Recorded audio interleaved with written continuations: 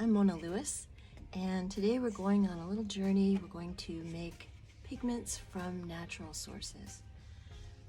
This is the drawing of the Towhee that was at the end of our book, the Tatavium Towhee. And I wanted to show you how to make your own pigments from beginning to end, from start to finish for the whole process. So before we begin, let's talk a little bit about respectful gathering.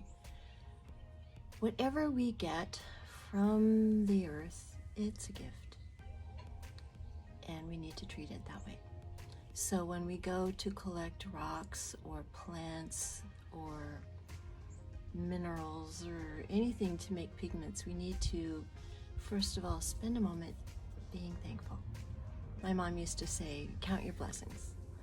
So I take it like that. When I go to collect rocks or something to make paint, I take a moment and just feel how lucky I am to be doing this. So I've gone out collecting in my neighborhood. Right now I'm kind of near Ojai in California. And a kind of a neat trick to know is that when you're looking for soft paint stones, if you look where water has been flowing, so it could be rivulets along the side of the sidewalk after a rain, or the banks of a little stream if you have one, then oftentimes rocks will be exposed and you don't need to dig into the mountain, and make a big hole. You can just see that there are beautiful pigment stones that have rolled down and almost offered themselves to be worked with. Another place I like to look is any place along the side of the road where there's been a land cut, where they've cut a mountain to make the road go through. Then you see this wall of strata, these stripes almost of color, and those too will sometimes roll down to the bottom, and you can look along the side of the road carefully and find amazing things right there. So that's the first thing we're going to do. We're going to go up Highway 33 on the way to Ojai, and I'll show you something beautiful. Here's a place I really like to go. You can see there's loads of beautiful color in this mountain, and the rocks just fall right down at your feet. And if you look closely, there's so many colors. Here's a green vein that goes all the way up to the top of the mountain.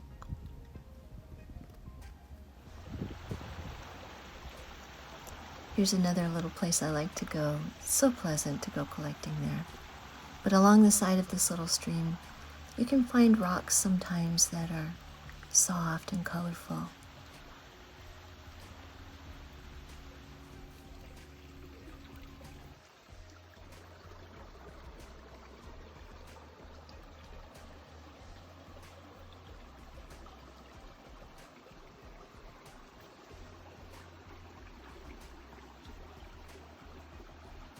So now we're going to go ahead and test out some of the rocks we found in yesterday's adventure.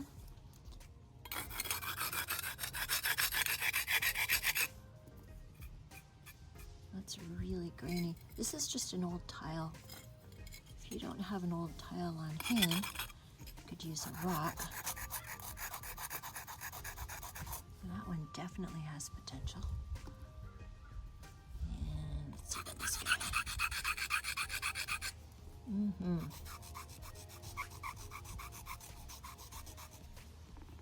You can kind of see the green tone more on the gray river rock.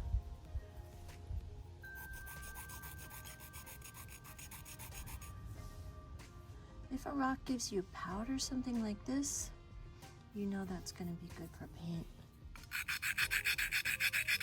You can draw easily with it. Let's try this little guy. That's nice. A nice purpley shade. Looks really different on the river stone, doesn't it?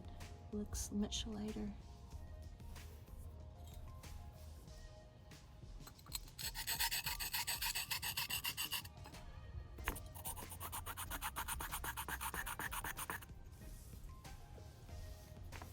Nice. Oddly enough, one of my favorite colors from my last palette was just made with dirt. I found some dirt that was kind of clay-ish, and it ended up grinding into the most beautiful gray, browny gray, and I used it more than you would have thought. Here's another pretty one I found. This one was right by the river.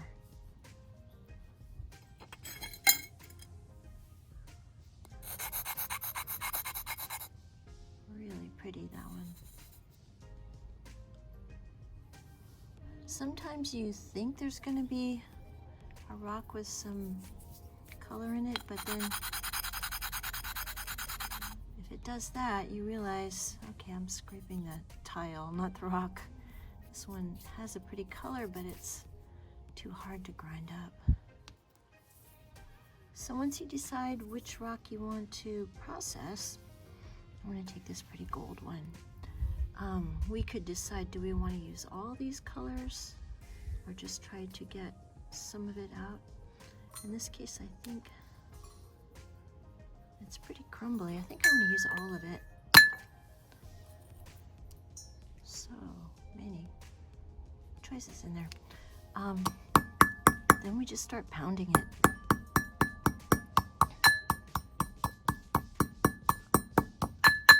First, it's just an up and down motion, and then after a while, you're gonna go circular. And if it's a soft rock, you can see it goes pretty fast.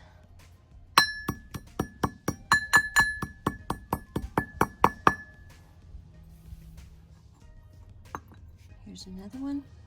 I like using a metal cast iron mortar and pestle or a brass one for the rocks because they seem to last longer.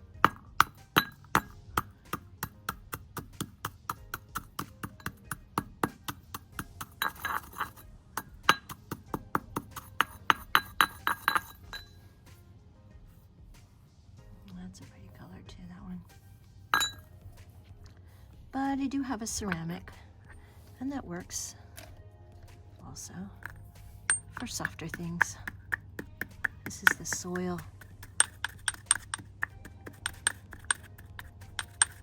And it's nice when there's soil because it's already ground up for you a little bit.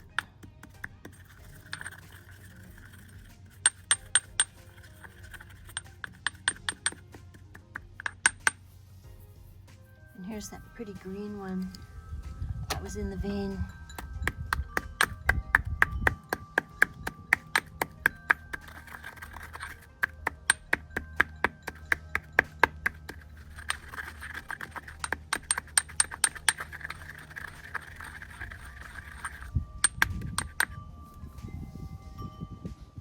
So once we get our rocks ground to a pretty fine powder, then we can start to make our picture. And it's going to be kind of almost like finger painting, almost like dry finger painting. So I'm going to start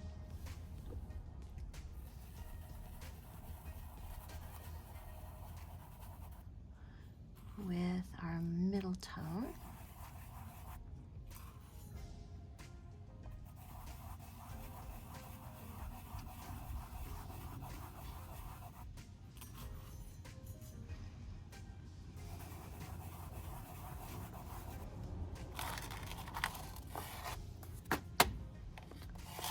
And it's pretty easy to make a bird.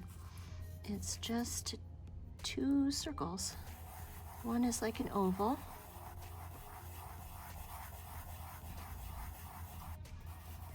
And the other one's more round.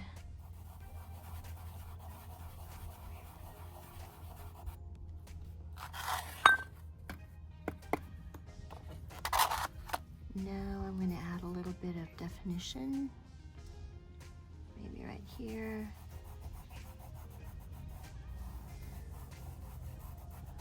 For the wing.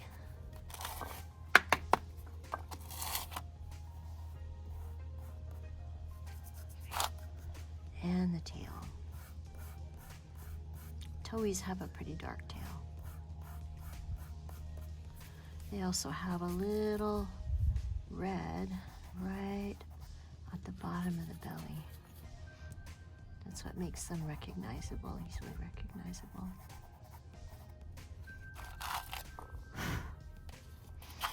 Now we have some cooler tones. I didn't really grind this up very well, but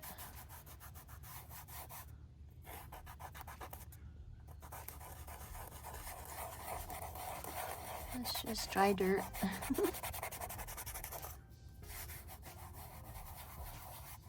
Got a little stone in there. And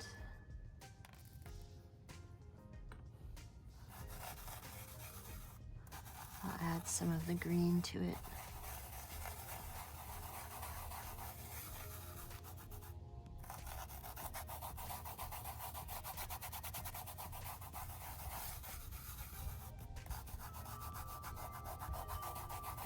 You can use gloves if you want to, but I don't usually.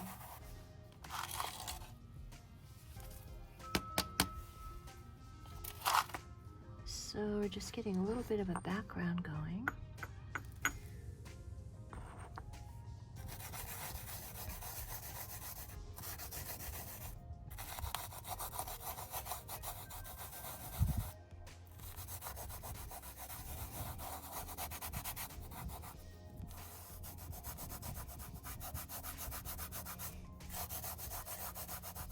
Maybe he's in the bushes like usual.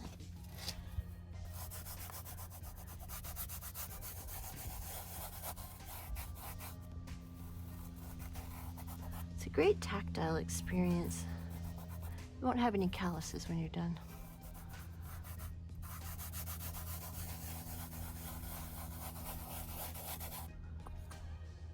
And I think a little bit more soil on the bottom part. I like how that's looking.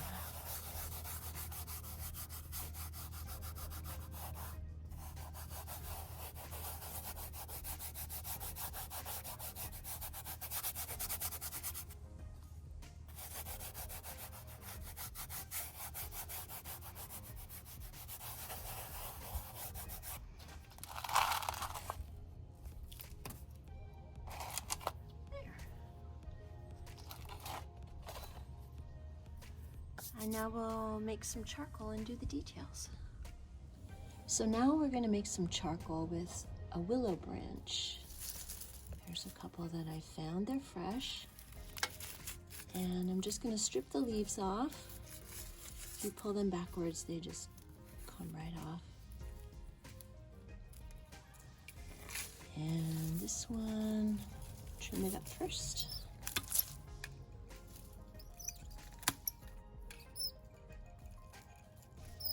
Don't need these. And right there. Now we want to peel it a little bit. It's not absolutely necessary, but it's a nice special thing to do if you want to peel the outer bark off. Just will make the charcoal a little bit smoother. You can use a butter knife to just get it going if you want, but fingernail works really well.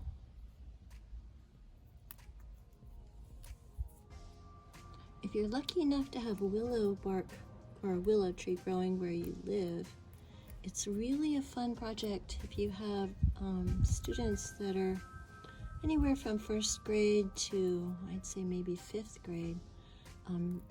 Make their own knitting needles from willow. We just go and pick some branches that look a little straighter than this, and then take some time and peel off the bark like I'm doing right now. And then you can lay them somewhere to dry. If they're bendy like this one, just put them under some rocks while they dry to make them straight. And then you can sand the edges, or rather the tips like this, on sidewalk or with sandpaper, and make beautiful knitting needles. Sand them all the way up and down. You can also make a nice crochet hook out of that. But today we're making charcoal. So when you get a good amount, then we want to cut them so that they're going to fit inside our little metal box. So find the length and make sure it's going to fit. Yay! Make sure it'll fit in there. And then once we have the length, cut a few.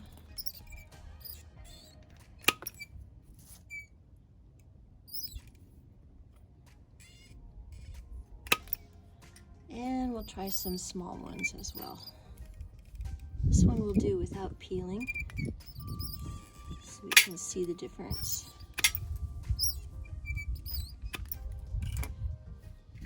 And when we've got them all cut,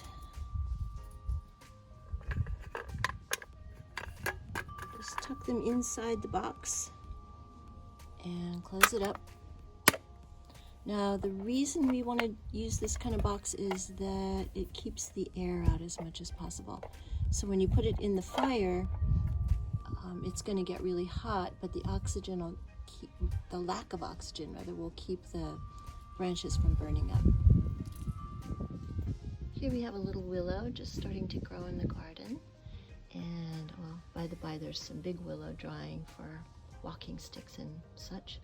But I wanted to say that you can save the willow leaves that you didn't use and keep them in a bucket of water for a week, and it makes a really great rooting hormone for the garden. Don't leave it too long because it gets stinky and buggy. But if you soak it for a week, just water in the leaves and stems, and then dilute it a little bit and pour it on your plants, it's really good for them, really good for the root system. I have a nice little fire going, and I put my tin on a spoon and dropped it in the flames to cook. So here we are the next morning. Let's see what happened.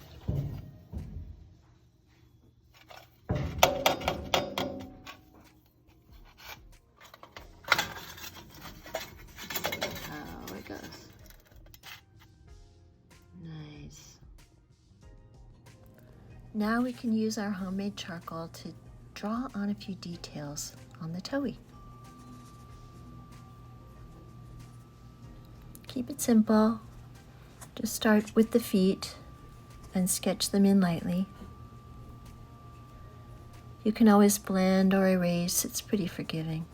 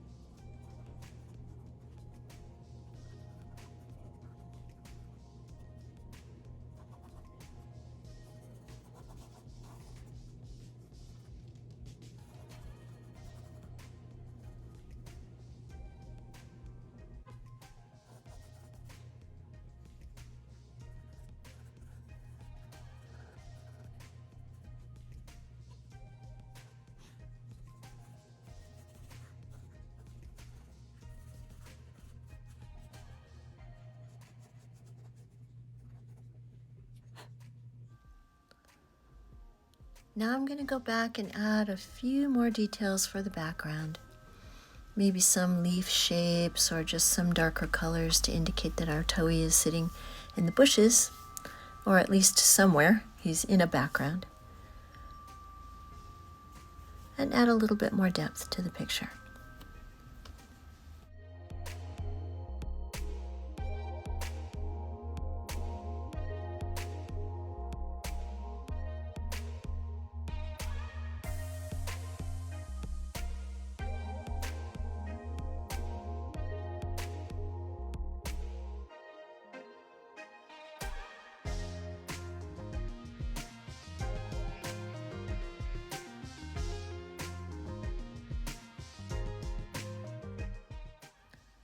I'm going to speed up this part a little bit for you.